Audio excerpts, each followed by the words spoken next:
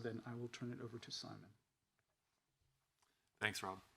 Hello, everyone. My name is Simon Chantry. I'm co-founder of BIT. We have some of the most advanced CBDC deployments across 5 unique digital currency deployments across 12 countries currently.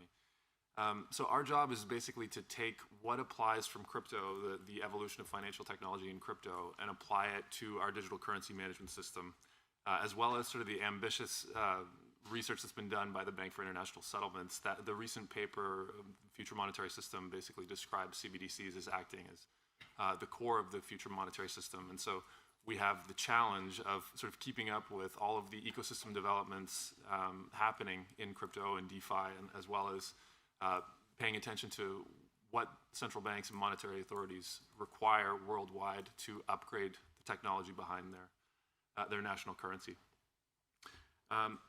There's a few different ways that I could take this. I think we, as you can imagine, dealing with central banks from around the world, we collect requirements and implement them in our solution. I should say that if we think about Bitcoin and one of the core value propositions of Bitcoin, because Bitcoin is different than crypto, one of the core value propositions is the policy and the functionality of the system is transparent. You can audit it, you can verify it, and this is what's basically, it's a fundamental part of the value proposition that's given rise to the market saying it's valuable to the tune of trillions at its peak, but the growth is clear. And it makes me think in the future that CBDC systems are going to be scrutinized in a similar manner. And that the privacy concerns, the security concerns, data handling, data residency, these will all be heavily scrutinized for any monetary system that's going to be able to service substantial volumes, which again, if our colleagues at the BIS and certainly central banks worldwide have lofty ambitions for where these CBDC networks will grow to. And so there's a number of different ways to take this. I think the first one is that we're facing sort of a challenge with right now is the line between how much is a service provider like BIT responsible for in a CBDC deployment versus the central bank themselves. This is new for central banks. Yes, they've operated RTGS systems in the past in collaboration with the private sector, and yet there are new boundaries because this is an augmentation of their responsibility. It's an augmentation of what they've had to operate in the past. And so that's one of the challenges that we're working through right now. Definitely interesting to see the Treasury and Fed moving more heavily this year. So we're grateful and participating, MIT, DCI, and Project Hamilton to answer some of these questions and to come up with, propositions that should make sense in the long run. But still a lot to be defined, still a lot to be agreed on, and standards to be set.